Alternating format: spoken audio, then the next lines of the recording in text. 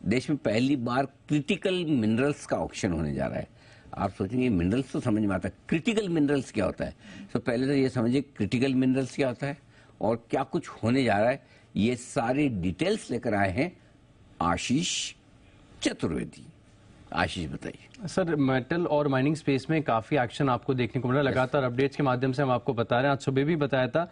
अब दरअसल अगर आप देखें तो जो रेयर अर्थ एलिमेंट्स हैं, आपको याद होगा कि अगस्त में हमने आपको बताया था कि जो माइनिंग एक्ट्स हैं इनमें बदलाव हुए और ये अपने आप में सेक्टर के लिए काफी गेम चेंजर साबित हो रहा है।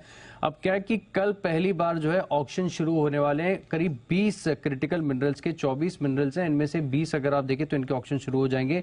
और सबसे ज्यादा फोकस पूरे बाजार का बना हुआ है लिथियम के ऊपर, क्योंकि यहाँ पर जिस प्रकार से जेएनके में बड़ा लिथियम रिजर्व मिला था उसके बाद काफी एक्साइटमेंट देखने को मिला था, क्योंकि अगर आपको ईवी स्टोरी को आगे बढ़ाना है देश में तो आपको लिथियम की आवश्यकता होगी और अगर ये सक्सेस हो जाता है तो अपने आप में काफी गेम चेंजर होगा। इसके अलावा भी अगर आप देखें तो निकेल है, कोबाल्ट है, साथ में अगर आप देखें तो टाइटेनियम है, ग्राफाइट है। ऐसे भी मिनरल्स की नीलामी यहाँ पर कल से आपको देखने को मिलेगी और 2 स्टेजेस में बिडिंग होगी, जहां पर अगर आप देखें तो कंपनीज हिस्सा लेंगी। तो माइनिंग कंपनीज ऐसी हैं जिन्हें आप रडार पर रख के चल सकते हैं। जिस प्रकार से अगर आप देखें तो सेक्टर के लिए बड़ा गेम चेंजर हो रहा है। अभी तक हम देखें तो अधिकतर इन चीजों को इंपोर्ट करते थे, अब यहां पर एक बार माइनिंग सफल हो जाएगी तो इसका बड़ा फायदा यहां पर देखने को मिलेगा।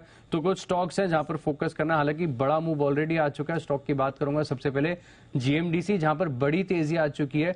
अब इनके कॉन्कॉल के अपडेट्स में भी देख रहा था कि मैनेजमेंट खुद कह रहा है कि हम सारी अपॉर्चुनिटीज को एक्सप्लोर करके देखेंगे। पहले अगर आप देखें तो कंपनी का कारोबार काफी हद तक लिग्नाइट है, इन चीजों पर निर्धारित था।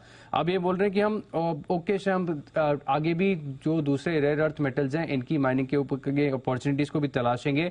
इसके अलावा नालको, हिंदुस्तान कॉपर जैसी जो कंपनीज है जो ऑलरेडी काबिल जेवी का हिस्सा है, तो इनके पास स्ट्रेटेजिक एक एडवांटेज भी मिल जाता है, एक थोड़ा सा अनुभव भी है। और साथ में एनएमडीसी जैसे जो स्टॉक्स हैं वो भी रडार पर रख सकते हैं। कुछ स्टॉक्स हैं जहां पर फोकस करना है। ओके, तो ये है आपके लिए सारे के सारे स्टॉक्स जहां पर देश में पहली बार क्रिटिकल मिनरल्स का ऑक्शन